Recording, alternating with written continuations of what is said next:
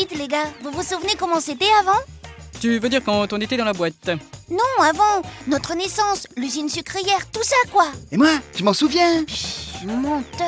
Mais non, tu vas voir, c'est une chouette histoire. Il y a des effets spéciaux, du suspense, on sera même des héros. Et on est où là? On y est, regarde. Des cachalots apportent la canne qui va être transformée en sucre à l'usine. Oh.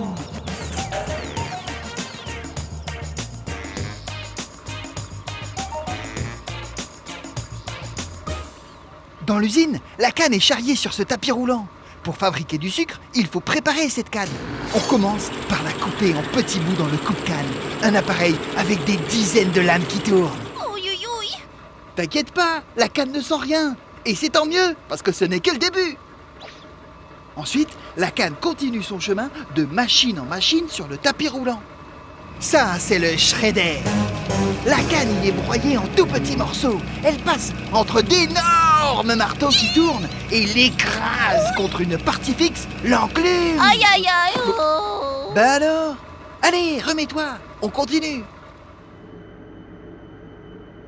Dis donc, c'est encore loin? Non, on y est presque. Oh, et puis zut! Hop! Attends, c'est pas fini, fais attention. Oui! Aïe, oui, aïe! Hop! Ouh, dis donc, elle fait drôlement mal ton histoire. Je t'avais prévenu. Nous sommes au séparateur magnétique. C'est un gros aimant qui sert à retenir tous les objets métalliques qui traînent et pourrait endommager les machines de la sucrerie. Hé, mes lunettes! Je retire ce que j'ai dit. Elle est super bien ton histoire. Très drôle, hein? Et pourquoi l'image est floue? Attends, je remets mes lunettes. Bon, j'en étais où? Ah oui, après, il y a le moulin à rouleau. C'est là où est récolté le jus. Oui, ça je connais.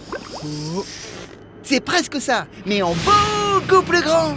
La canne est pressée entre ces énormes rouleaux pour en extraire le jus. Le jus de canne va servir à faire le sucre, mais comme pour le jus d'orange par exemple, il reste des déchets. C'est la bagasse. En la brûlant, dans une centrale thermique, on produit de l'électricité qui permet d'alimenter des maisons partout à La Réunion.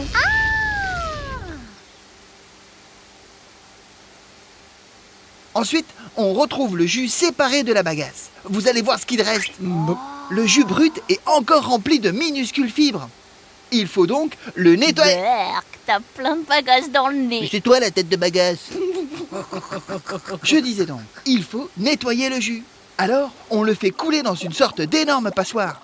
Mais les petits morceaux y passent à travers. Alors pour les attraper, c'est plus compliqué. Ah. Bah, comment on fait? Pour commencer, on fait monter la température du jus à 70 degrés Celsius dans le réchauffeur. Ensuite, le jus est envoyé dans le chauleur. C'est une cuve où l'on rajoute de la chaux, une poudre qui va permettre d'attraper toutes les particules. Puis ce mélange va dans un bac de décantation, appelé aussi clarificateur. On rajoute quelques molécules bien collantes, elles vont s'agripper aux impuretés rassemblées par la chaux et le tout est transformé en boue. Mais alors, tu transformes du bon jus en boue. Quoi? On est de la boue sucrée? Mais non, la boue, c'est les saletés collées ensemble qui finissent au fond de la cuve. Le jus de canne, plus léger, reste au-dessus, bien propre. Ah. Ouf, je préfère ça. Le jus clair continue son chemin dans l'usine, alors que la boue va être transformée en engrais. On appelle ça l'écume. Le jus clair est très liquide car il contient beaucoup d'eau. On le chauffe pour que l'eau s'évapore. Comme ça, on obtient un épais liquide surnommé sirop la cuite. Ouf, quelle chaleur. Il faut encore chauffer le sirop dans un appareil qui ressemble à l'évaporateur.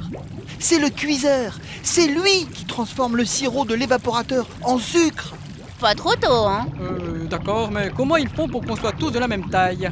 Ah oui, pour avoir des cristaux de taille identique, on ajoute dans le cuiseur quelques grains de sucre. Le sirop les recopie pour qu'ils aient tous la même taille. C'est la cristallisation. Oh, c'est magique. Mais tout le jus ne se cristallise pas. On se retrouve donc avec un mélange de sucre et de sirop appelé masse cuite.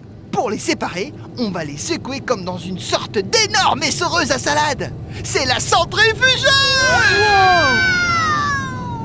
Dans la centrifugeuse, le sirop se sépare en deux parties. Waouh. D'un côté, il y a la mélasse Elle va servir à la fabrication du rhum dans une distillerie spécialisée, mais aussi comme complément alimentaire pour les vaches.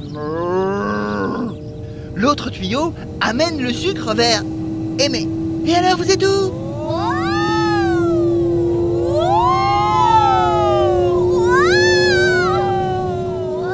Oh, et puis tant pis, hein. Hop là.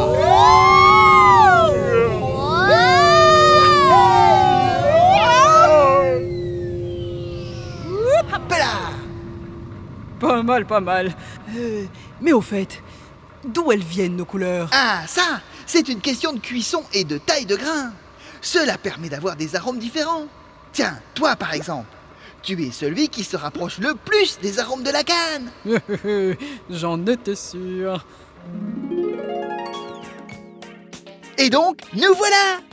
Avec 1 kilo de canne, on fait 22 morceaux de sucre comme nous. Moi, je suis surtout content de ne pas avoir fini en bagasse. Ou dans le nez de sucre blond. Ouais, la prochaine fois, je vous laisse écraser dans le shredder. Menteur.